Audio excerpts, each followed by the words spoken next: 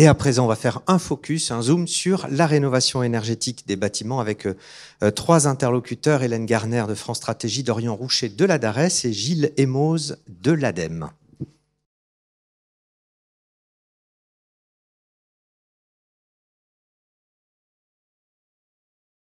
Alors, on va voir avec vous, on va entrer dans le détail de la méthode, des hypothèses, des travaux, des résultats, en identifiant à la fois un certain nombre de défis et un certain nombre de leviers dont on pourra ensuite discuter lors de la table ronde avec les partenaires sociaux. Alors tout d'abord, Hélène Garner, vos travaux résultent d'une lettre de mission qui a été adressée par 5 ministres en décembre 2022. Quel était l'objet exact de leur demande ? Alors bonjour à tous. Effectivement, le travail qu'on va vous présenter avec Dorian Rouchet de la DARES, c'est issu d'une lettre de mission qui a été adressée à France Stratégie en décembre 2022 par 5 ministres. Donc Olivier Dussopt, Sylvie Retailleau, Pape Ndiaye, Christophe Béchu et Carole Grandjean, qui nous ont demandé de conduire un exercice sous 2 dimensions. Un exercice de prospective des besoins en rénovation énergétique des bâtiments et en emploi, en prenant en compte la dimension territoriale. Et puis, une analyse des modalités de transformation des métiers qui sont concernés et des besoins en compétences afférents, en volume et en qualité. Et donc, pour ce travail qu'on a conduit donc sur les 6 premiers mois de l'année 2023 et dont la conclusion, c'est aujourd'hui cette conférence des métiers qu'on a organisée pour mettre en discussion, présenter et mettre en discussion ces résultats. On l'a conduit, comme l'a rappelé tout à l'heure Gilles de Margerie, pas tout seul, on n'aurait pas su faire. Hein. Donc, on a constitué un groupe de travail technique dont vous avez les participants affichés ici. Et je remercie tout particulièrement l'ADEME qui est présent ici, avec lesquels on a beaucoup travaillé, beaucoup échangé, notamment sur la comparaison des scénarios, puisque vous le verrez, il y a on fait beaucoup d'hypothèses, donc il y a beaucoup d'incertitudes, donc ça nécessite d'avoir des échanges nourris. On a conduit une 50aine d'auditions avec des représentants de l'administration, des opérateurs qui travaillent sur ces questions de rénovation et d'habitat en général, des experts, le monde de l'entreprise évidemment, les fédérations et un certain nombre d'acteurs, les OPCO, le CCA BTP. Cet après-midi, je vous invite à rester pour les tables rondes au cours desquelles un certain nombre de ces participants présenteront des travaux. Et donc voilà, on a travaillé pendant 6 mois de manière très collégiale avec ce groupe de travail sur les 2 axes prospectif quantitatif et analyse plus qualitative des besoins en emploi de la rénovation.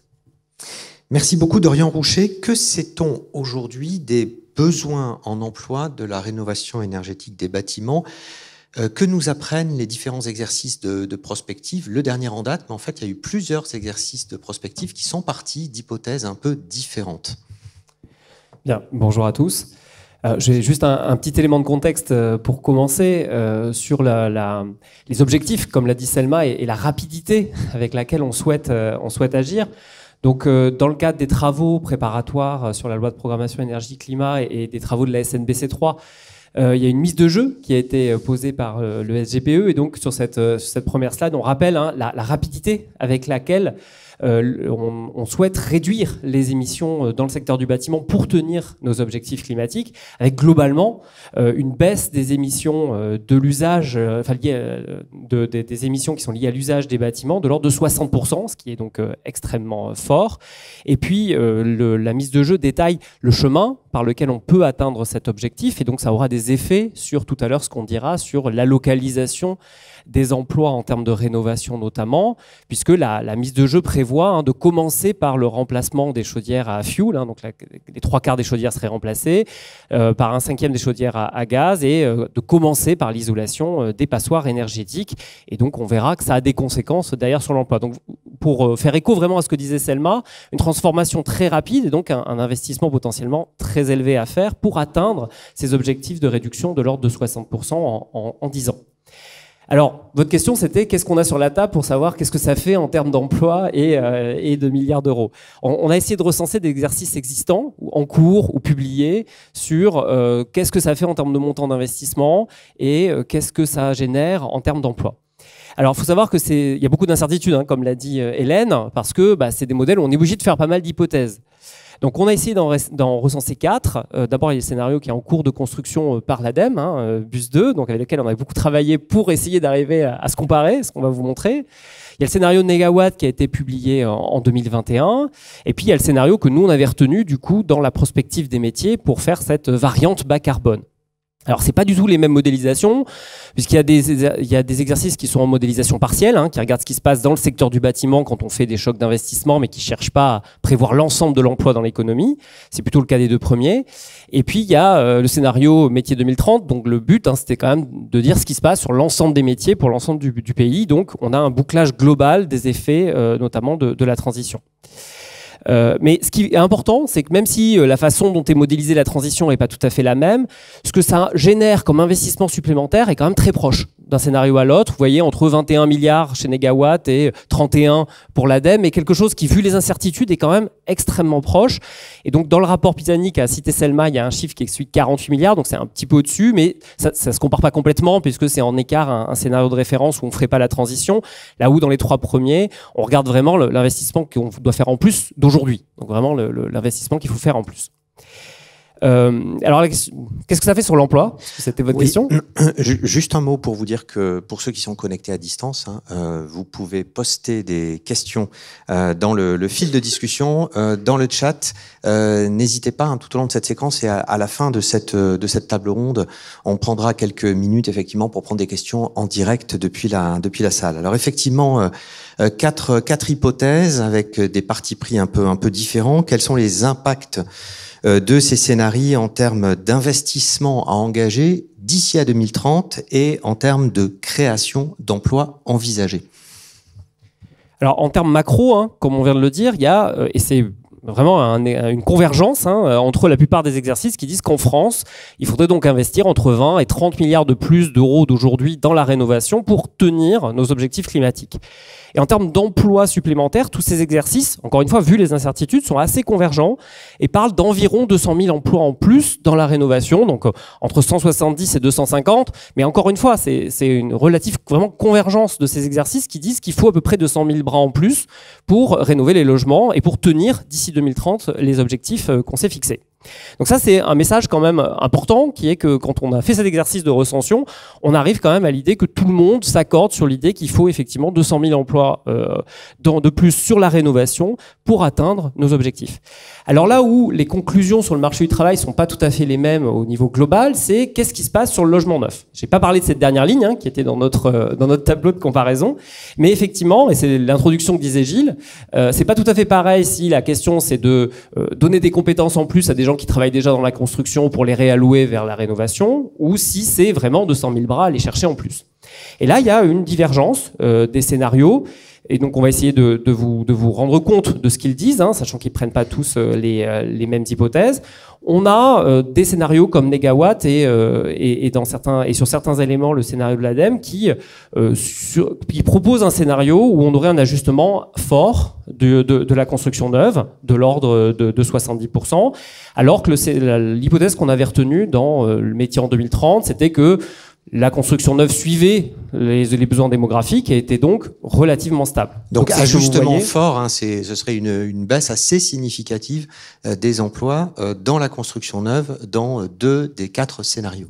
Voilà, donc c'est ce que vous voyez sur la droite de la slide. Dans 2 des 4 scénarios, on a plutôt des scénarios de forte baisse de la construction neuve. Pour autant, d'ici 2030, ce sont des scénarios. Donc c'est vraiment, on se dit voilà ce qui pourrait se passer si on fait cela. C'est pas un engagement ou l'idée qu'il faut absolument le faire, mais c'est une possibilité d'ici 2030. Quand on regarde ce qu'a la mise de jeu qu'a fait le SGPE dans son document de cadrage, encore une fois, on est sur des hypothèses d'évolution entre 0 et moins 20% de la construction neuve. Donc quelque chose de, même si ça baisse, de beaucoup plus resserré que ce qu'il peut y avoir dans d'autres scénarios. Et si on reste sur ces hypothèses-là, alors la baisse de l'emploi dans la construction neuve ne serait pas suffisante pour compenser les besoins supplémentaires qu'on voit dans la rénovation. Donc en gros, là, on vous trace juste ce que disent les différents scénarios. Dans Métier en 2030, on ne faisait pas vraiment d'hypothèse forte sur le neuf. On supposait que ça suivait la logique démographique avec une stabilisation de l'emploi. Et pour que la destruction d'emplois dans le neuf compense les besoins dans la rénovation, il faudrait des ajustements très forts de la construction neuve qui paraissent, en tout cas à l'horizon 10 ans, particulièrement importantes pour pouvoir compenser. Donc le message général qu'on en tire, c'est qu'il y aura probablement un besoin supplémentaire net d'emplois dans les métiers du bâtiment pour faire face aux besoins de rénovation. En gros, que l'ajustement du neuf, à moins d'un ajustement très fort, ne suffirait pas à compenser les besoins supplémentaires dans la rénovation. Alors pour affiner l'analyse, vous avez déterminé les besoins en rénovation énergétique des bâtiments par département et ça montre, c'est assez visuel d'ailleurs sur le graphique que vous allez nous présenter, de fortes disparités territoriales. Oui, alors maintenant, je quitte la comparaison des scénarios. Je m'intéresse vraiment aux scénarios tels que nous, on l'avait fait dans Métiers en 2030, puisque ce qu'on vous propose aujourd'hui, c'est de régionaliser la variante bas carbone. Parce que pour mémoire, quand on a publié l'exercice il y a 1 an et demi, on avait fait une variante bas carbone. Donc tous les exercices, tous les chiffres que je vais vous donner au niveau national sont déjà publics. Selma les a cités déjà dans le rapport qu'elle a écrit. Mais ce qui est nouveau dans ce qu'on propose aujourd'hui, c'est cette dimension territoriale dont parlait Gilles, parce que ces besoins supplémentaires liés à la rénovation, ils n'ont aucune raison d'être spontanément au même endroit que sont aujourd'hui les emplois dans la construction. Alors pour essayer de localiser ces besoins supplémentaires dans la rénovation, on a utilisé le chemin que propose le SGPE. Donc on se dit qu'il faut commencer par changer les chaudières au fioul et rénover les passoires énergétiques. Et donc on a exploité les données existantes sur la qualité des logements actuellement. Donc c'est la proportion de passoires énergétiques, vous avez sur la gauche, plus c'est rouge, plus il y a de passoires. Et puis la proportion de logements chauffés au fioul, qui est la graphe de droite, où en gros plus c'est violet, plus vous en avez.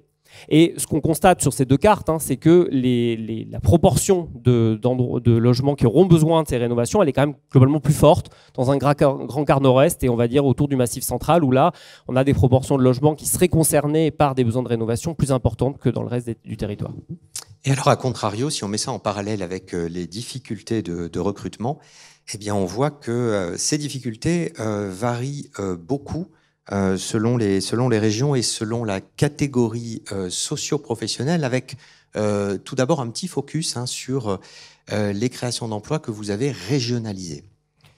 Oui, alors du coup, la conséquence de ce que je viens de dire, c'est que globalement, dans le scénario bas carbone, on disait qu'il fallait à peu près 4% d'emplois en plus dans les métiers du bâtiment. Donc c'est pas tout à fait la même chose que ce que vient de présenter Selma, qui était dans le secteur de la construction, parce que le secteur et le métier, c'est pas tout à fait pareil. Mais donc là, on s'intéresse au métier du bâtiment. Donc globalement, il y a un peu plus de création d'emplois partout, liés au métier du bâtiment. Mais on voit que les régions du Sud, elles sont moins stimulées par ces besoins supplémentaires liés à la rénovation, parce qu'il y a moins de logements qui nécessitent une rénovation profonde. Donc vous voyez que par exemple, la croissance de l'emploi dans les métiers du bâtiment en Occitanie, elle passerait de 8 à 9% entre le scénario de référence et le scénario bas carbone. À l'inverse, dans un grand quart nord-est, vous avez une stimulation de l'emploi liée aux besoins en rénovation qui est beaucoup plus forte. Si vous prenez la Bourgogne-Franche-Comté, par exemple, vous avez un écart de 9 points entre ce qu'on disait dans le scénario de référence à politique inchangée et ce qu'on dit s'il faut qu'on tienne nos objectifs bas carbone. Donc on a un rééquilibrage très net des créations d'emplois liées au scénario bas carbone qui vient profiter à des régions qui sont un peu moins dynamiques, sachant que la carte de gauche, c'est en gros la carte du dynamisme démographique, puisque historiquement, si on ne fait pas le scénario bas carbone, l'emploi dans la construction, il suit la dynamique démographique qui est plus forte à l'ouest et au sud.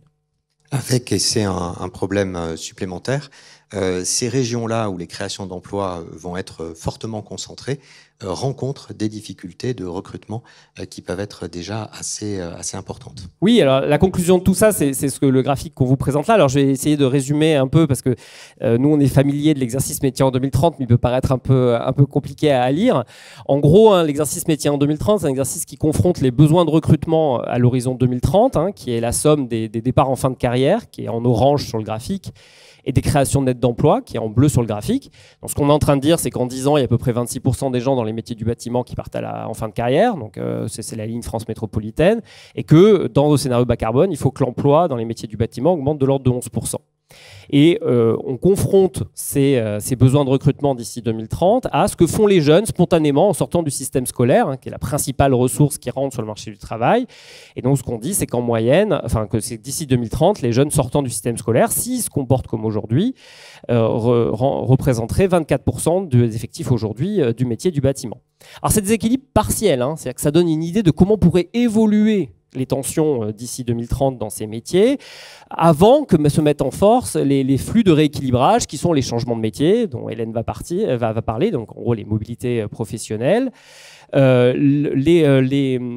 l'entrée des chômeurs sur le marché du travail qui peuvent également se positionner sur ces métiers, et puis éventuellement les flux de migration, puisqu'historiquement ce sont des métiers sur lesquels l'immigration a pu également compenser le déficit de main-d'œuvre. Mais quand on dit tout ça, on dit qu'ensemble, sur l'ensemble de la France métropolitaine, dans la variante bas carbone, il manquerait plus de 200 000 personnes, spontanément, entre les postes à pourvoir et ce que font les jeunes en sortant du système scolaire. Donc c'est le 220 000 que vous voyez. Et effectivement, il nous manquerait 200 000 bras, alors que le niveau de tension est extrêmement fort déjà aujourd'hui. Et on voit que ce manque de personnes d'ici 2030, il serait particulièrement marqué dans certaines régions. Les régions du Sud, qui sont déjà très fortement en tension, elles ne sont pas spécialement plus stimulées par la transition bas carbone, mais elles sont déjà en très forte tension et elles auraient des besoins d'ici 2030. Et puis l'Île-de-France, qui est dans une situation de tension particulièrement marquée. Mais globalement, sur tout le territoire, on aurait une évolution des tensions particulièrement forte. Avec une approche ensuite par catégorie socio-professionnelle qui permet d'approfondir l'analyse. Oui, alors si je fais très vite, on a essayé de faire ces deux graphiques pour deux métiers. En gros, les ouvriers qualifiés du second œuvre, c'est-à-dire les gens qui font les finitions, c'est le métier, comme m'a montré Selma, qui est le plus stimulé par la rénovation. On comprend bien pourquoi. On a besoin de gens qui interviennent dans les logements pour les rénover. En gros, si je vais très rapidement, ce besoin supplémentaire de main-d'œuvre et ce déséquilibre potentiel, ce manque potentiel de bras, il est très fort chez les ouvriers. Globalement, on a des niveaux de tension, vous voyez, des niveaux de déséquilibre qui seraient de l'ordre de 10 à 20% de l'emploi actuel. C'est énorme. On dit qu'il manquerait d'ici 2030 entre 10 et 20% de l'emploi actuel d'ici 2030. Donc c'est ce qu'on voit globalement dans ce graphique. Et à l'inverse, donc c'est le graphique d'après, si on regarde sur les cadres, on aurait également bien sûr des manques de main-d'œuvre parce que les créations d'emplois seraient très très dynamiques. Le métier est très dynamique, il créerait beaucoup d'emplois et a fortiori dans la variante bas carbone. Mais c'est un métier relativement attractif pour les jeunes. C'est ce que vous voyez sur les graphiques, sur les parties rouges du graphique. Donc, c'est des métiers qui attirent quand même pas mal de jeunes sortant du système scolaire. Et donc, globalement, l'aggravation des tensions serait un peu moins forte pour les métiers de cadre que pour les métiers d'ouvriers. Donc, si on avait un message fort à porter, c'est que pour réussir la transition, il va falloir des bras, et il va falloir des bras notamment dans les métiers d'ouvriers qualifiés du gros œuvre et du second œuvre. Merci beaucoup Dorian Rouchet. Au final, Hélène Garner, pas mal d'incertitudes, mais quand même des constats convergents sur l'impact emploi de la rénovation énergétique des bâtiments et sur des objectifs qui, de toute façon, sont ambitieux et difficiles à atteindre. Alors, je ne vais pas revenir sur les objectifs. Dorian les a présentés. Le GPE, effectivement, nous fournit une feuille de route. Ils sont ambitieux à 2030 avec des nombres de logements à rénover qui sont extrêmement importants.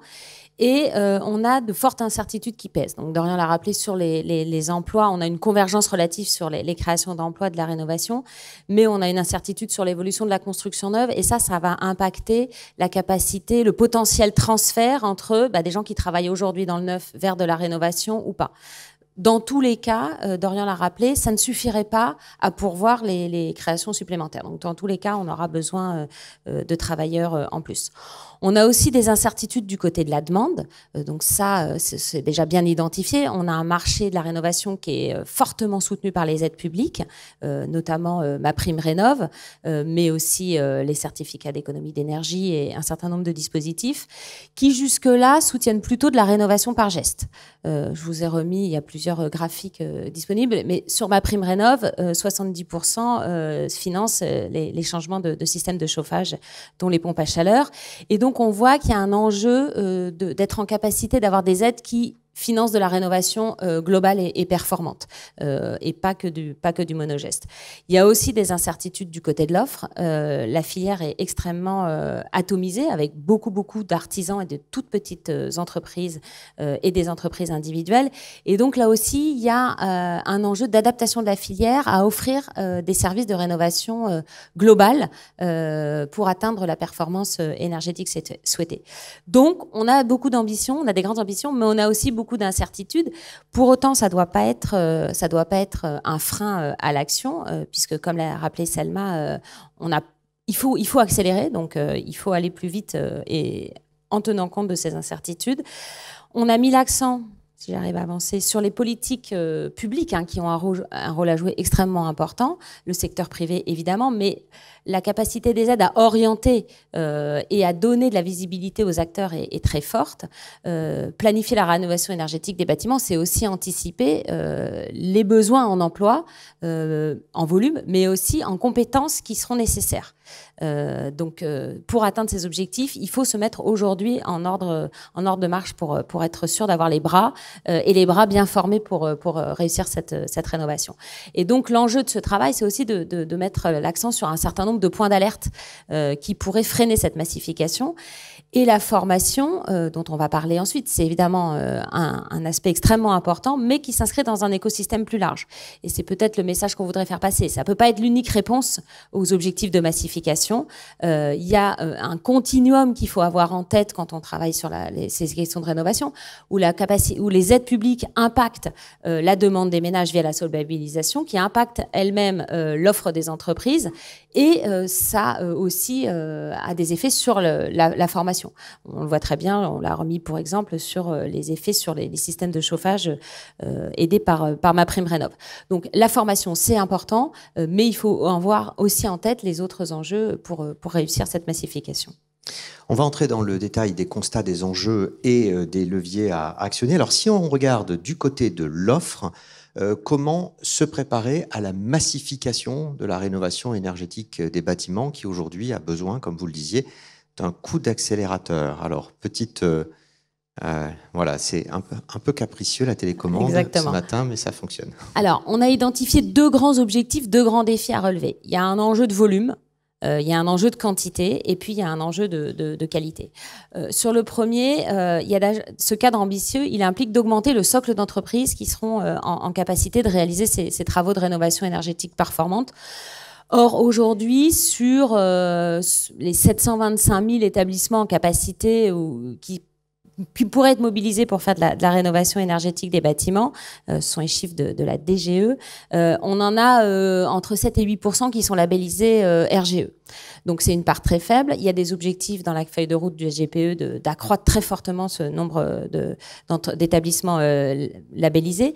Et la carte vous montre que ces établissements labellisés, ils sont pas répartis uniformément sur le territoire, et ils sont, et c'est ça qui est intéressant, ils sont notamment plus faibles dans les régions qui auront des besoins importants et des déficits de main-d'œuvre importants par rapport aux résultats qu'a présenté Dorian. Et c'est aussi des régions dans lesquelles la part des entrepreneurs individuels est extrêmement forte. Donc, il y a un enjeu d'accompagner ou d'être avec les entrepreneurs individuels dans cette labellisation pour qu'elle soit accessible et pas défavorable par rapport à des entreprises de plus grande taille. Donc, il y a un vrai accent à mettre sur les entrepreneurs individuels. L'autre enjeu, c'est d'avoir plus de monde, d'accroître le vivier de recrutement, le vivier des travailleurs en capacité de faire des travaux de rénovation performante. On n'a pas de données disponibles, ça fait partie des limites qu'on a identifiées dans ce travail. On ne sait pas exactement dire combien aujourd'hui de travailleurs font de la rénovation énergétique des bâtiments. Pourquoi on ne sait pas le faire? Parce qu'en fait, ce sont en pratique les mêmes travailleurs qui alternent en des travaux de construction, de rénovation non énergétique et de rénovation énergétique. On peut estimer à partir des chiffres d'affaires en ETP la part des travailleurs affectés à la rénovation énergétique, mais concrètement, ce que font les gens, ils font les deux, ils alternent. Et donc, on a pris une autre perspective, on a essayé d'identifier le vivier potentiel de travailleurs qui pourraient être mobilisables. On l'estime autour de 1 million, qui sont répartis sur les 4 grands métiers de la rénovation, donc les métiers de l'exécution enveloppe, exécution système, l'encadrement et la conception. Et donc, l'enjeu, c'est de mobiliser ce vivier potentiel de travailleurs pour qu'ils puissent être au rendez-vous de la massification. Une clé de lecture peut-être par rapport à ce graphique. Je ne sais pas si vous le voyez très bien. Tous ces slides et plus sont en ligne sur le site de France Stratégie. La présentation de la prospective quantifiée et de la prospective plus qualitative sont en ligne et puis enrichies d'autres analyses. Là, on vous fait une synthèse un peu rapide. Ce qui montre ce graphique, graphique, c'est que sur ces 4 familles de métiers, sur le passé, donc on a le taux de croissance de l'emploi entre 2008-2015 et puis entre 2015 et 2020, le taux de croissance de l'emploi le plus fort, c'est sur les métiers de conception et d'encadrement. On n'a pas du tout les mêmes problématiques sur les métiers de l'exécution et sur les métiers conception-encadrement. La croissance, elle est très forte sur ces métiers et les enjeux de recrutement et d'attractivité sont pas les mêmes. On a beaucoup plus de difficultés de recrutement et de tensions sur les métiers de l'exécution, les métiers de l'enveloppe et système que sur ces métiers. Donc là, ce graphique, il montre des évolutions de l'emploi sur le passé, sur ces 4 familles de métiers. Et c'est donc ce million de travailleurs mobilisables qu'il faut arriver à mobiliser pour atteindre les objectifs de massification. Et le troisième enjeu, parce que ça a été rappelé par les orateurs précédents, ce sont des métiers qui sont aujourd'hui en tension, qui connaissent déjà beaucoup de difficultés de recrutement. Donc on a un vivier potentiel, mais il faut augmenter les viviers pour ces métiers. Les créations d'emplois, elles ne seront pas couvertes par les jeunes débutants. Les créations d'emplois dont parlait Dorian, elles ne seront pas couvertes par les jeunes débutants. C'est ce que vous montre ce graphique, avec, dans le cadran en bas à droite, les métiers qui sont les plus en difficulté parce qu'ils vont être créateurs d'emplois, mais ils n'attirent pas assez de jeunes. Et ce sont les métiers de l'exécution, les ouvriers qualifiés du gros œuvre et du second œuvre du bâtiment. Et là, il y a vraiment un enjeu particulier, une attention particulière à porter sur ces métiers qui donc attirent peu de jeunes. Ce sont des métiers expérimentés aussi, ce qui explique cette difficulté à attirer des jeunes. Et puis, ce sont des métiers pour lesquels on observe des taux de départ en fin de carrière précoce importants. On a publié en avril une note qui montre les départs précoces par métier et ça fait partie des métiers qui sont les plus en difficulté. Pourquoi ? Ça a déjà été dit, ce sont des métiers difficiles, avec des conditions de travail difficiles, pour lesquelles les sorties précoces, pour raisons de santé, inactivité, sont importantes. Donc il y a un enjeu de qualité de l'emploi, notamment pour ces métiers à avoir en tête. Alors, on a regardé où est-ce qu'on pourrait aller chercher d'autres bras, comment on pourrait élargir ce vivier de recrutement. On a regardé les mobilités. Ce sont des métiers pour lesquels les mobilités sont relativement importantes dans le passé, notamment entre métiers, entre secteurs. Là, on fait un zoom. Alors, c'est pas l'ensemble des mobilités, c'est les reconversions professionnelles. On a eu les données de l'Observatoire des transitions professionnelles. Et donc, on a regardé, aujourd'hui, vous voyez peut-être pas très bien, si. Donc, on a regardé sur... alors, je vous donne les chiffres exacts. C'est sur les 38 000 personnes qui ont bénéficié d'un projet de transition professionnelle en 2020-2021. Il y en a 4 200 environ qui se sont orientés vers des métiers de la rénovation énergétique des bâtiments. D'où ils viennent, et c'est les graphiques du haut, ils viennent d'abord du transport, du secteur transport et logistique, commerce, vente et grande distribution, services à la personne et industrie. Ça, c'est le gros des travailleurs qui viennent dans les métiers et pour plus de la moitié, ils viennent sur des métiers d'exécution système. Donc, ça répond bien à nos enjeux d'attractivité et de difficulté de recrutement sur ces métiers qu'on a vus avant. D'autant plus, comme Selma l'a souligné tout à l'heure, notamment transport et logistique, ce sont des secteurs qui risquent de perdre des emplois avec la décarbonation. Donc, c'est aussi à avoir en tête dans une vision plus systémique des réallocations à faire sur le marché du travail. On peut encourager les transitions de ces secteurs qui vont peut-être être des perdants vers des secteurs porteurs qui vont être en tension et qui auront des besoins de recrutement. Et le slide d'après, on a essayé de regarder les métiers d'où viennent ces travailleurs en reconversion et on voit notamment qu'il y a des proximités peut-être à penser entre métiers, des compétences transversales à penser entre notamment personnel de conduite du transport routier. Près de la moitié de ces travailleurs qui viennent du transport viennent sur les métiers de la rénovation ou sur les services à la collectivité, c'est de la sécurité privée. Donc là, il y a des passerelles à penser entre métiers et c'est ce que nous montrent ces données pour encourager les transitions vers ces métiers stratégiques de la rénovation. Donc 3 enjeux, on l'a vu, des entreprises plus expertes, des travailleurs mieux formés, davantage de nouveaux entrants avec une première piste sur les transitions professionnelles. Quels sont les leviers sur ces 3 enjeux que vous avez identifiés dans le rapport, dans l'analyse ? Alors, on en a identifié beaucoup. Je vais mettre l'accent sur 3 qui répondent au constat que je viens de présenter. Le premier, c'est d'accroître le nombre d'entreprises labellisées RGE, c'est-à-dire d'avoir plus d'entreprises en capacité d'offrir des travaux de rénovation performantes. avec l'accent là sur les modalités de formation adaptées pour les artisans notamment, et puis penser le financement de ces formations, parce que partir en formation, c'est un manque à gagner. Et donc, c'est aussi avoir des dispositifs adaptés pour accompagner ces petites entreprises et ces entrepreneurs individuels vers la labellisation. Le deuxième levier, c'est améliorer l'attractivité de ces métiers. On l'a dit, il s'agit à la fois d'attirer de nouveaux travailleurs, mais de garder aussi ceux qui travaillent aujourd'hui dans ces métiers, notamment une attention particulière sur les métiers de l'exécution.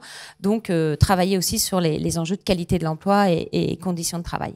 Et puis, le troisième levier, c'est accroître le nombre de formés en formation initiale pour répondre aux tensions actuelles. On a identifié à peu près 500 certifications aujourd'hui qui mènent au métier de la rénovation, mais il y a des taux de pression différenciés selon les filières et selon les régions. Or, on l'a vu tout à l'heure, les besoins de recrutement et les difficultés de recrutement ne sont pas les mêmes au niveau territorial. Donc, il y a un enjeu d'adaptation de l'offre de formation à ces difficultés spécifiques. Les taux de pression différenciés par filière, c'est notamment ce qu'on évoquait tout à l'heure, la différence entre les métiers de l'exécution et les métiers de l'encadrement-conception, pour lesquels les taux de pression sont très différents. On a beaucoup plus d'enjeux d'attractivité des filières sur les métiers de l'exécution, notamment enveloppe, qui seront nécessaires pour l'isolation extérieure des bâtiments, et un peu moins sur système, mais ça reste quand même des filières qui manquent de jeunes qui s'intègrent. Et sur les métiers en conception-encadrement, là, il y a beaucoup de candidats. Donc, il y a peut-être un enjeu d'augmenter l'offre de formation initiale, d'avoir plus de place, puisque ce seront des métiers qui seront aussi en croissance avec des besoins, mais pas les mêmes difficultés d'attractivité que les métiers de l'exécution. Alors, on vient de voir le défi de la massification de l'offre. Il y a un autre défi, c'est celui d'une rénovation performante, une rénovation de qualité qui permette d'atteindre le niveau BBC. Quels enjeux et quels leviers, là aussi, par rapport à ce second défi ? Voilà, donc là, c'est le défi plutôt de la qualité. Il est double, il est à la fois sur les enjeux de qualité des travaux, et ça, c'est revenu souvent dans les auditions. L'importance pour les ménages d'avoir confiance dans la qualité de la performance énergétique des travaux. Les restes à charge restent importants, notamment sur la rénovation globale, et c'est évidemment un des freins importants à l'engagement des ménages. Et donc, s'il n'y a pas de confiance sur le fait qu'à la fin, ça va produire des économies, concrètement, que cet investissement, il vaut le coup, si je veux résumer, ça va être un frein important. Donc, aujourd'hui, selon les acteurs auditionnés du champ testing, alors je le dis, inspection, certification, les acteurs de la certification, il y a un chantier sur 3 contrôlés qui présenterait des non-conformités. Les données, elles sont sûrement discutables, mais le point important, c'est de dire qu'il y a des enjeux de qualité des travaux et de la pérennité de la performance. Il y a un enjeu aussi sur la sécurité des biens. C'est un secteur qui reste encore fortement accidentogène, donc il y a aussi un enjeu d'attractivité à penser sur la question de la sécurité des conditions de travail. Et donc le risque de la massification de la rénovation, c'est que ça massifie aussi les fraudes et la non-qualité. Donc là, il y a vraiment un point d'alerte important qui passe à la fois par plus de contrôle, notamment en amont des travaux, mais aussi par plus de dialogue entre les administrations pour, notamment lors des renouvellements de label RGE, s'assurer que les entreprises ou les établissements qui ne remplissent pas les critères ne bénéficient pas des aides. Enfin, on a constaté au cours de nos auditions que le dialogue interadministration, il était encore à améliorer quand il y avait des contrôles non conformes de constater. Et puis, là aussi, plus de bras. On a besoin de compétences, on a besoin de plus de diagnostiqueurs et de plus de contrôleurs pour s'assurer que la qualité des travaux est au rendez-vous. Le deuxième enjeu, c'est de préparer la main-d'œuvre, ce volume qu'on veut mobiliser, qui soit en capacité de faire ces travaux de rénovation performante. On nous demande, c'est une question qui revient souvent, notamment sur la prospective des métiers, est-ce qu'il y aura des nouveaux métiers de la rénovation énergétique des bâtiments ? La question est plutôt non, c'est souvent celle qu'on fait. On aura des métiers émergents importants et on en a repéré au cours de nos auditions 3 vraiment en lien avec la rénovation performante des bâtiments. Coordinateur de travaux énergétiques, chef de projet chargé d'affaires en rénovation énergétique. Pour ces 2 premiers métiers, ça renvoie notamment à la nécessité, quand on veut faire de la rénovation globale, d'avoir une vision systémique des chantiers de rénovation.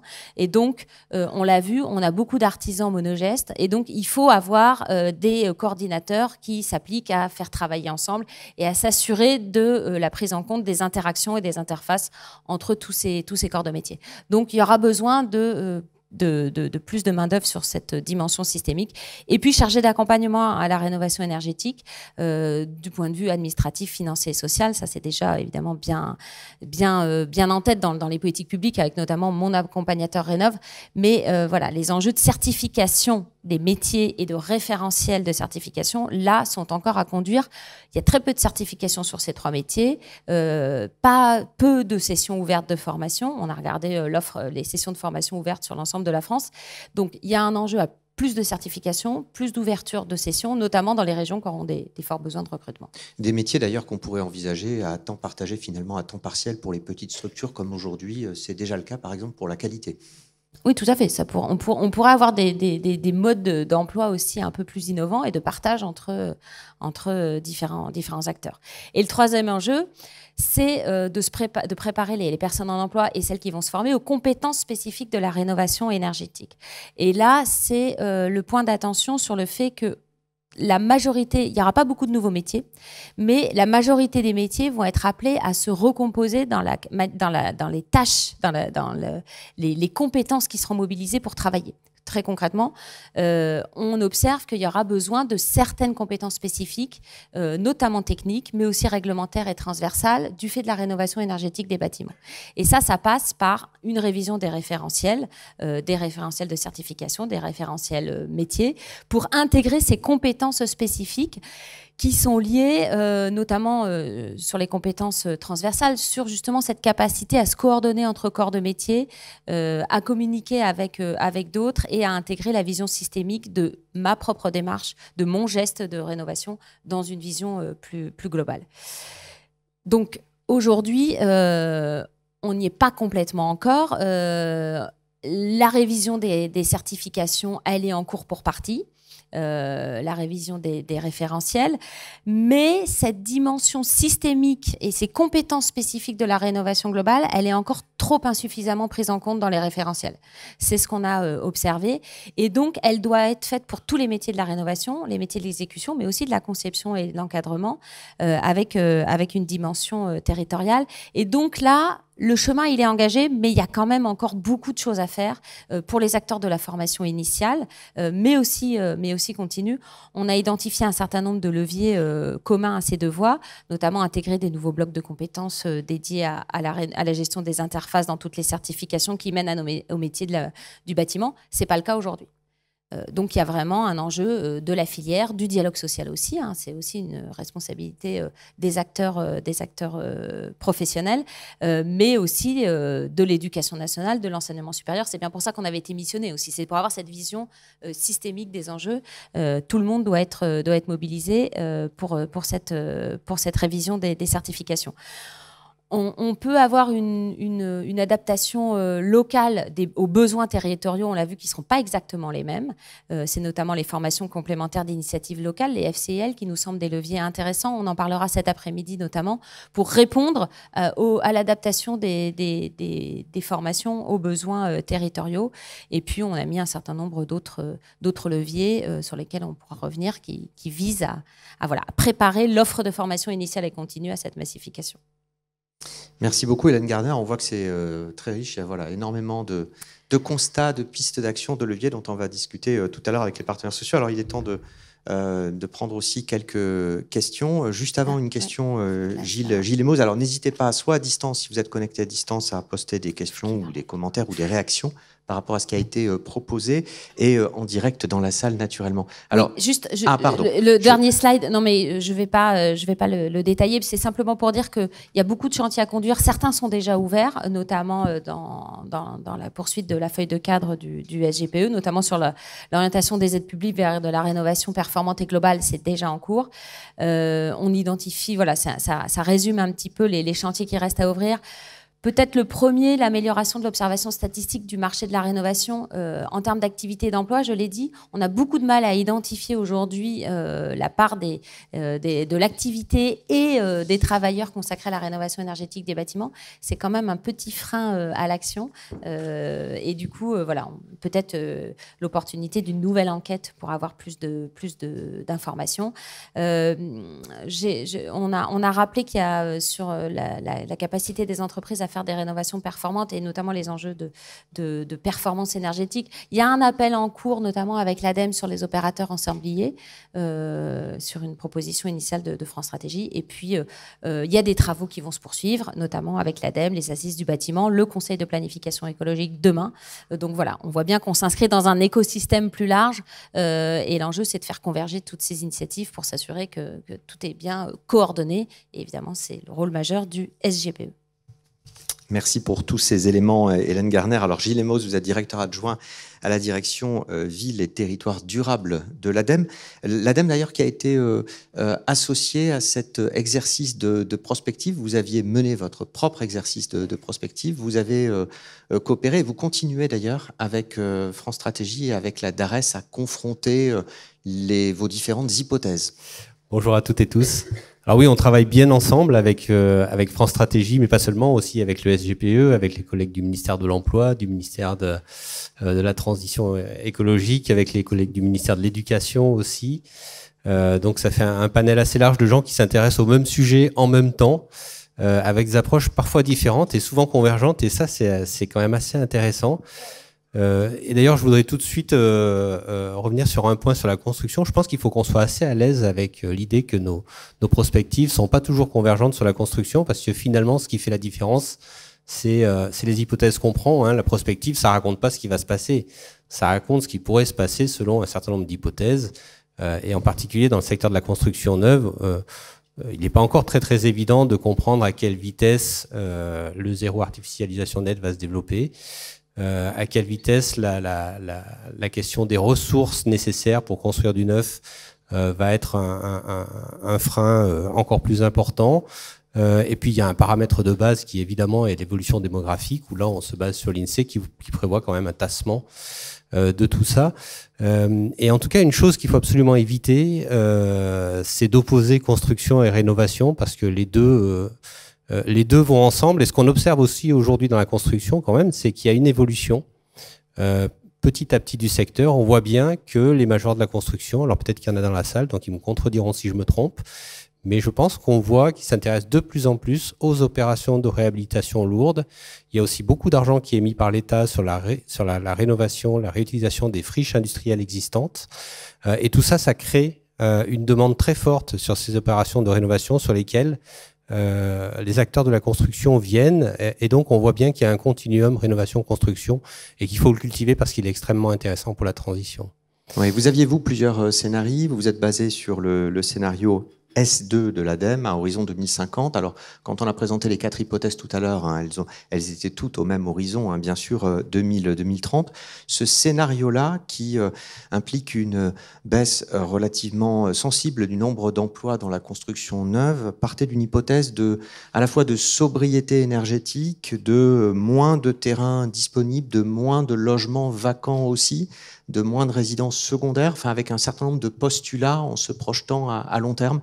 Oui, tout à fait. Donc, ça donne une fourchette assez intéressante entre les différents scénarios qui existent. Je suis pas sûr qu'il y en ait un qui raconte l'exacte vérité de ce qui va se passer. En revanche, ce qui va se passer, ça sera probablement quelque chose entre les deux, en fonction probablement de décisions politiques qui seront prises ou pas, de plus préserver les terrains ou pas, de plus préserver nos sols ou pas. Donc ça, c'est évidemment des décisions qu'on ne maîtrise pas, qu'on ne peut qu'observer. Il faut être conscient de que la vérité sera sans doute entre les deux, et je pense qu'il faut qu'on continue de travailler ensemble sur ces sujets-là pour affiner autant que possible et au fil du temps ces différents scénarios. Alors pourquoi ce scénario 2 ? Parce qu'il insistait, il mettait beaucoup l'accent sur une rénovation performante globale et non pas geste par geste. Oui, c'est ça, je pense que ça a été longuement dit ce matin, donc je crois que tout a été dit sur la rénovation performante. Je voudrais juste peut-être dire une chose, c'est que la rénovation performante, c'est pas juste un alignement de gestes pour rénover un bâtiment. Ça, on a bien démontré que ça marchait pas. Ce qui est important, c'est au départ de la rénovation, le plus tôt possible, de mettre de la matière grise. Je vous donne 2 exemples. Si on aligne les gestes d'isolation, on a démontré, c'est clairement démontré aujourd'hui, qu'à la fin, on aura des problèmes de pont thermique, c'est des questions très très physiques, et donc le bâtiment finalement sera mal isolé, parce que les raccords entre les fenêtres, l'isolation des parois, etc., ne sera pas bien fait. Ça, on le sait déjà, ou alors ça coûtera extrêmement cher de le faire proprement. Et puis évidemment, si on change le système de chauffage avant d'avoir isolé, on risque de surdimensionner le système de chauffage. Bon, je prends ces exemples un petit peu bateaux, un petit peu rentre-dedans, qui sont pas vrais dans tous les cas évidemment, mais justement, c'est bien ça qui montre qu'il faut mettre de la matière grise au départ. Et ce qu'on sait, c'est que mettre cette matière grise au départ, ça coûte à peu près 10% de la rénovation globale qui est à effectuer à la fin. Et sur la question de la performance, là aussi, il y a une mutation assez forte qui est en cours. Alors, en fait, elle est déjà faite dans le secteur du tertiaire. Dans le secteur du tertiaire, on sait faire des rénovations performantes avec, à la fin, un engagement contractuel de celui qui maintient et rénove le bâtiment envers le maître d'ouvrage et qui permet de garantir l'atteinte d'une performance énergétique. Et on a même des contrats de performance énergétique où l'acteur de la rénovation et du maintien du bâtiment est intéressé aux économies d'énergie. C'est-à-dire qu'on produit un modèle positif où celui qui va rénover, il est d'autant plus intéressé à ce que le travail soit fait et bien fait, parce qu'à la fin, il gagnera plus d'argent si les économies d'énergie sont au bout. Donc c'est gagnant-gagnant pour tout le monde. Donc on sait faire dans le tertiaire. Dans le logement, on ne sait pas encore tout à fait faire. Il faut avancer. Donc effectivement, on a un appel à projet France 2030 sur ce sujet d'opérateurs ensembliers qui embarquent la performance, qui embarque la question des garanties contractuelles. Comment on développe ce type de modèle? Techniquement, on sait à peu près faire aujourd'hui, mais il faut développer ce modèle global qui va permettre effectivement de garantir la performance à terme. On voit les nombreux signaux je dirais politiques qui vont dans le sens du développement de cette offre. Hein. On voit le DPE est devenu opposable. Alors oui, ça frotte un petit peu, je le dis comme ça, et c'est normal, on est en train d'épurer le dispositif. Donc c'est normal, le DPE devient opposable, c'est un acte important, une décision politique très très importante qui a été prise. Il y a aussi la question de la location des passoires thermiques qui est progressivement interdite, et ça aussi, ça oriente la demande de travaux vers la performance. Donc je prends que ces 2-là pour les citer dans le logement parce qu'ils sont très structurants pour l'avenir, mais on voit bien que là, il y a des décisions majeures qui ont été prises et qui vont orienter la demande. Donc maintenant, à nous de bien travailler sur l'offre pour qu'elle corresponde à cette évolution de la demande. Il y a des signaux positifs, donc est-ce à dire qu'on n'a pas de retard aujourd'hui? Les choses sont bien embarquées? Alors je pense que je laisserai mes collègues du SGPE en dire un mot juste après, si j'ai bien compris. Non, on n'est pas du tout en avance. Évidemment, il faut accélérer, il faut faire plus de rénovations, il faut qu'elles soient performantes, mais ça ne veut pas dire qu'on ne va pas y arriver, parce qu'aujourd'hui, on voit bien qu'il y a un alignement quand même de dispositifs, de décisions politiques cohérentes qui sont prises. On voit qu'avec 5 ou 6 ministères, on a travaillé dans le même sens au même moment et que les résultats de nos travaux sont relativement cohérents. Donc là, on est en ordre de bataille pour y travailler correctement. Alors, peut-être quelques questions à ce stade de la salle. N'hésitez pas, je vous en prie. On va passer un micro. Il y a plusieurs mains qui se lèvent. Bonjour. Oui, bonjour. Florence Lefresne, directrice générale du CEREC. Merci pour toutes ces interventions extrêmement passionnantes. Simplement pour donner une idée de la difficulté de mettre en ligne les métiers en tension avec l'offre de formation, au cœur évidemment de la construction des compétences dont on parle aujourd'hui. Je voudrais simplement citer 2 chiffres qui me semblent être très éloquents. Au CEREC, quand on regarde à partir de l'enquête génération, les jeunes qui sont entrés dans les métiers du bâtiment. Là, je distingue pas entre rénovation ou construction. Hein. On voit qu'il n'y a que 40% de ces jeunes qui ont été formés à ces métiers. Hein. Donc, on a 60% des jeunes qui vont être recrutés, qui n'ont aucune formation avec le métier. Deuxième chiffre extrêmement parlant, quand on regarde cette fois ceux qui ont été formés au métier du bâtiment, il n'y en a que une petite moitié qui vont rester dans le bâtiment. Ce qui veut dire qu'il y a un problème qui a été bien pointé dans cette table ronde, qui est celui de l'attractivité, évidemment, attractivité, conditions de travail et salariales, et également pour tous ceux, les 60% qui sont rentrés dans ces métiers et qui n'ont pas de formation, un enjeu de mise en formation, et évidemment on pense à l'alternance, pour qu'ils puissent immédiatement avoir des formations, et notamment à la rénovation, pour développer leurs compétences. Vous voyez, ces deux chiffres sont extrêmement importants à tenir ensemble pour prendre en compte la difficulté de mettre en place une offre satisfaisant aux questions que vous posez. Merci pour ces deux données qui sont effectivement assez spécifiques au secteur du bâtiment. Il y avait d'autres interventions souhaitées, monsieur, peut-être? Allez-y, je vous en prie. Je veux bien que vous vous présentiez à chaque fois, comme l'a fait. Bonjour à toutes et à tous. Donc Laurent Grison, CFE-CGC, Fédération Enermine. Moi, j'avais une question. Bon, je pense qu'on est tous conscients qu'un des enjeux, c'est bien sûr la formation. Et c'est aussi de dire, en fonction de l'analyse que vous nous avez donnée, à nouveau merci pour l'ensemble du travail qui a été réalisé, mais est-ce que vous avez une idée de la répartition géographique des formations sur ces métiers et compétences? Après, moi, ce que je dis toujours, c'est effectivement, on sent qu'il y a une accélération et une urgence, et que urgence ne rime pas avec compétence, parce que pour former des jeunes ou reconvertir des gens, il faut du temps. Donc ça, c'était ma première question. C'était est-ce que vous êtes en capacité sur les investissements, notamment dont vous avez parlé en milliards, est-ce que vous êtes capable de chiffrer les investissements qu'il faut? Alors moi, j'aime pas le terme des bras, mais entre les bras, il faut des cerveaux. Donc, est-ce que vous êtes capable de chiffrer cet investissement sur les cerveaux? Et ensuite, est-ce que vous intégrez dans votre démarche le côté nouveaux matériaux? C'est-à-dire qu'on sent derrière qu'il faut bien sûr, pour cette rénovation, que ce soit la rénovation ou la construction, il faut de la recherche et innovation sur les nouveaux matériaux qui vont permettre d'avoir justement d'atteindre des résultats en termes de performance énergétique. Donc, est-ce que vous intégrez ces nouveaux métiers, parce qu'on peut penser à l'éco-conception, etc., qu'il va y avoir un vivier de métiers sur ces aspects-là?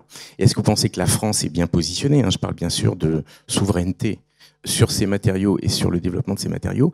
Il y a aussi le côté signature carbone des matériaux. Où est-ce qu'on va les trouver? D'où ils viennent? Donc le côté circularité, est-ce que vous l'intégrez aussi dans votre dimension? Et enfin, je pense que tous ces chantiers, il va y avoir des déchets. Donc le côté aussi, recyclage. Voilà, recyclage. Est-ce que là aussi, je me permets de penser que ça peut attirer des jeunes dans le côté vertueux justement de cette mise en place des chantiers et du chantier de la rénovation énergétique en France notamment, et que donc là on peut avoir vraiment besoin de cerveau sur ces aspects-là. Merci. Merci pour cette quadruple question. Alors sur l'approche méthodologique, ce qui est intégré, ce qui ne l'est pas, Dorian Rouchet, Hélène Garner, notamment sur le investissement sur les cerveaux, puis nouveaux matériaux, puis déchets. On prendra peut-être la question de la cartographie des formations régionales ensuite. À deux voix, si vous le souhaitez, pas de souci. Oui, alors qu'est-ce qu'on compte pas? Alors, quand on fait ces modélisations, c'est quand même des modélisations macro. On essaye de compter quel est l'investissement supplémentaire qu'il faut, et c'est pas des coûts indirects qu'on mesure. C'est vraiment le choc d'investissement direct. Donc c'est vraiment les dépenses directes de rénovation. Donc l'idée qu'indirectement il y a des dépenses de formation en plus à prévoir, à ma connaissance, mais il y aura peut-être des spécialistes dans le sujet, mais ne se sont pas pris en compte dans cet investissement supplémentaire. C'est un investissement supplémentaire dans l'investissement en construction. Donc c'est-à-dire dans les fenêtres, les rénovations. Donc il y a la main d'œuvre bien sûr qui travaille, mais il n'y a pas l'investissement éventuel initial en formation supplémentaire. Sur votre question sur la géographie des formations, ce qu'on a fait quand même dans l'exercice de régionalisation, donc on utilise les données du CEREC qui ont été citées initialement, puisque on se fonde là-dessus pour regarder ce que font les jeunes quand ils sortent de formation, et notamment selon leur spécialité de formation. Et justement, on a réparti géographiquement ces sorties des jeunes dans les différents métiers, selon ce qu'on constate aujourd'hui de là où ils se positionnent. Et d'ailleurs, quand on regarde ce qui se passe, assez souvent, il y a quand même une forte corrélation entre la région d'études et la région dans laquelle vous prenez votre premier emploi. En tout cas, il y a une plus forte probabilité de prendre le premier emploi dans la région où vous avez fait vos études. Ça ne veut pas dire qu'ils sont immobiles, mais c'est-à-dire qu'il y a un petit tropisme toujours de localisation. Donc c'est bien pris en compte dans les projections de flux qu'on a mis, mais avec toujours une hypothèse, c'est une projection, c'est-à-dire l'hypothèse que tout le monde fait comme aujourd'hui. Et tout l'enjeu, c'est que tout ne se passe pas comme aujourd'hui pour que justement on y arrive. Les hypothèses sont à la maille régionale ou départementale ? Alors là, tout est construit à la maille régionale. C'est quand même pas très facile enfin, je veux dire, on est sur une projection à l'horizon 2030, donc on fait beaucoup d'hypothèses pour arriver à l'horizon 2030. On n'a pas la prétention d'être capable de dire des choses extrêmement fines. Ça donne quand même des ordres de grandeur, des directions. Donc je crois qu'il faut aussi retenir l'aspect hiérarchie des régions, ordre de grandeur des métiers les uns par rapport aux autres, qui seraient le plus en aggravation de tension. Donc là, c'est des données uniquement régionales, telles qu'on les a publiées, telles qu'on les a montrées. Il y avait encore deux questions sur les nouveaux matériaux, recherche et innovation. Est-ce que c'est intégré? Est-ce que l'aspect de circularité est intégré également?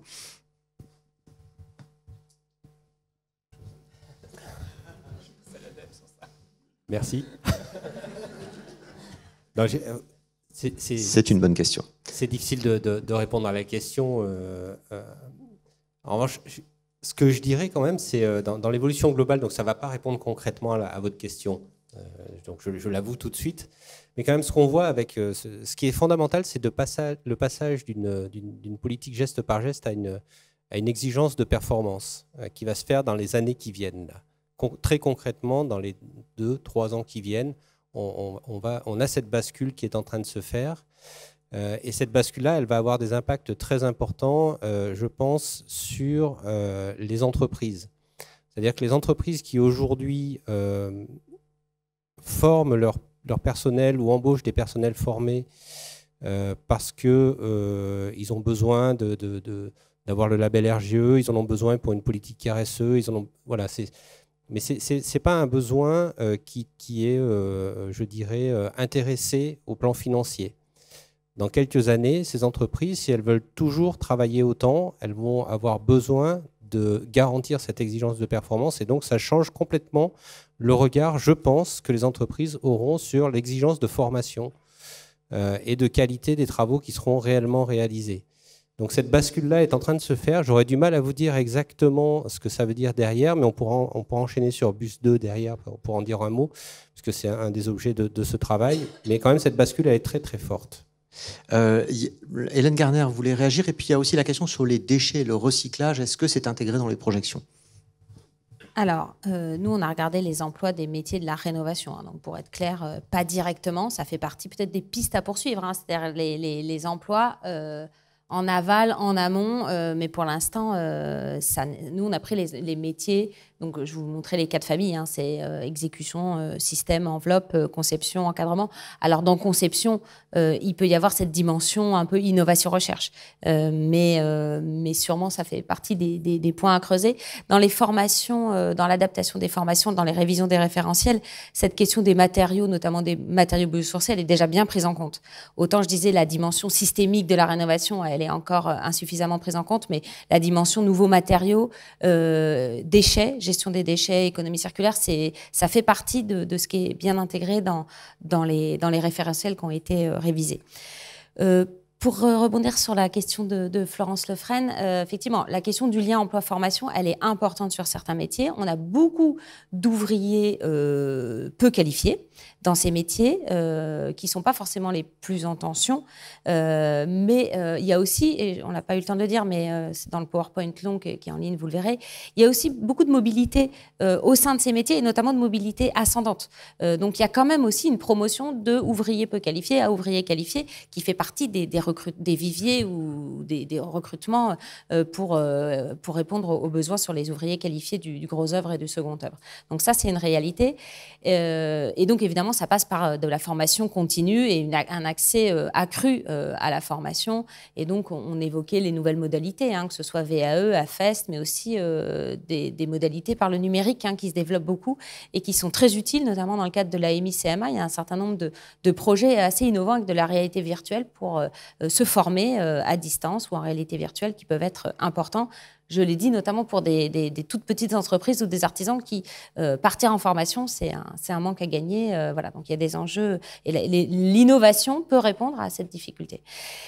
Dernier point, sur l'offre de formation, on a regardé dans le PowerPoint long, il y a des cartes où on a essayé de recenser les sessions de formation continues ou en apprentissage ouvertes aujourd'hui par région sur les métiers système et les métiers enveloppe. Et on voit effectivement que c'est assez hétérogène et c'est ce qu'il faut rapprocher des anticipations qu'on fait sur les déficits par région et les besoins différenciés par région.